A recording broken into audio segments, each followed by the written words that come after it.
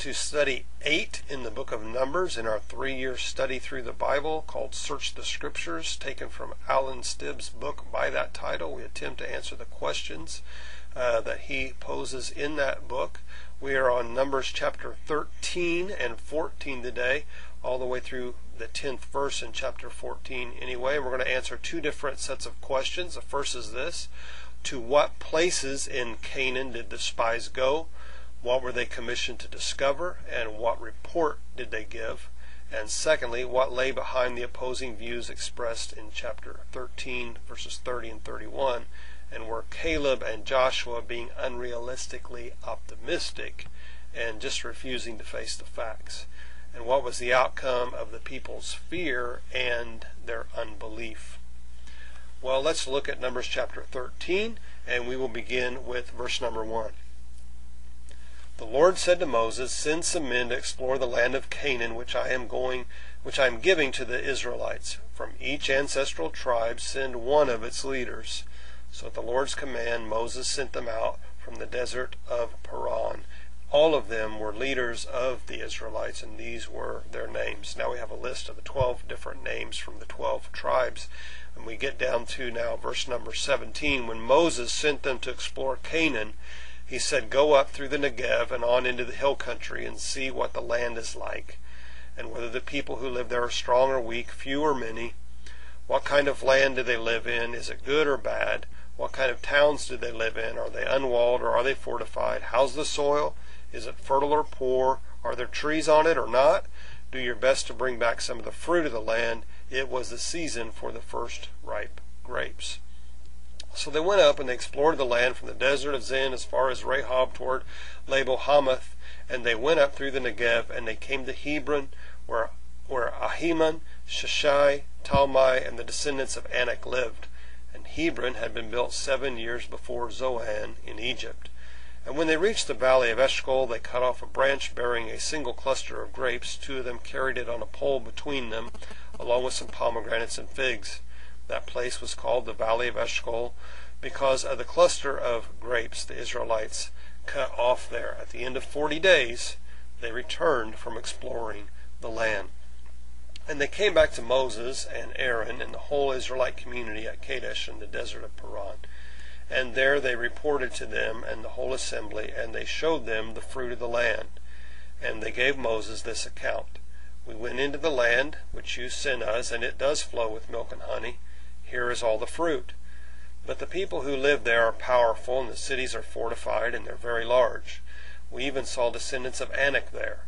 And the Amalekites live in the Negev, the Hittites, the Jebusites, the Amorites live in the hill country, and the Canaanites live near the sea and along the Jordan." Then Caleb silenced the people before Moses and said, "We should go up and take possession of the land, for we can certainly do it." But the men who had gone up with him said, "We can't attack those people. They're stronger than we are." And they spread among the Israelites a bad report about the land that they had explored.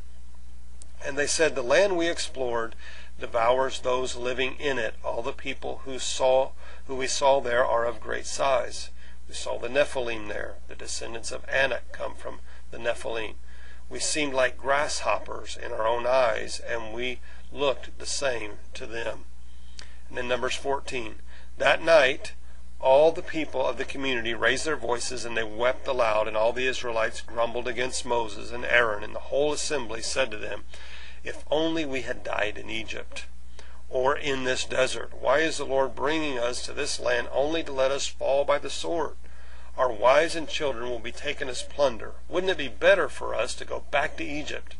They said to each other, "We should choose a leader and go back." Then Moses and Aaron fell face down in front of the whole Israelite assembly that was gathered there. And Joshua the son of Nun and Caleb the son of Jephunneh, who were among those who had explored the land, they tore their clothes, and they said to the entire Israelite assembly, "The land we passed through and explored is exceedingly good. If the Lord is pleased with us, he will lead us into that land, a land flowing with milk and honey, and will give it to us. Only do not rebel against the Lord, and don't be afraid of the people of the land, because we will swallow them up. Their protection is gone, but the Lord is with us. Do not be afraid of them. but the whole assembly talked about stoning them. And then the glory of the Lord appeared at the tent of meeting to all the Israelites. Question 1. To what places in Canaan did the spies go? What were they commissioned to discover? And what report did they give? Well, the spies were to head up through the Negev, and they were to explore the land from the southernmost point to the northernmost point, from east to west. They were commissioned to discover the condition of the cities, the condition of the soil, the number of trees, the strength and the types of the people that lived in the land. All of the spies, to a man, reported that the land was indeed a fantastic place to live. But 10 out of the 12 wanted no part in attempting to invade it. They were certain of their destruction. If such a military campaign were to be engaged in. 2 of the spies, however, Joshua and Caleb, believed that a military campaign would be successful. Second question, what lay behind the opposing views expressed in Numbers chapter 13, verses 30 and 31? And were Caleb and Joshua being unrealistically optimistic and refusing to face the facts? Well, what was the outcome of the people's fear and unbelief? Well, the spies that were in opposition were motivated by their fear. They were afraid of the size and the power of the inhabitants in the land, whereas Joshua and Caleb had a different kind of motivation. They were motivated by the blessings of the land and by the power of their God. Without the help of the Lord, that did not want to invade, they were correct in their opinion. It wouldn't work. The reality, however, was that the Lord was with them every step of the way, as long as they placed their trust in Him. Their failure to place their hope in the Lord led to an outright rebellion and placed the very lives of Joshua, Caleb, Moses, and Aaron in jeopardy. The incident of the 12 spies points out once again that fear spreads with greater speed than faith. For some reason, we thrive on disaster. If it bleeds, it leads, is the motto of our modern day news media. If you want to hear a heartwarming story, then you always have to wait until the very end, after the very last commercial break. But the story of giants and pending doom, that's front page news. The presence of God, which occurred daily, they followed the pillar of cloud by day and fire by night during their sojourn in the desert. That's yesterday's news. That's boring. And that's buried at the end of the broadcast.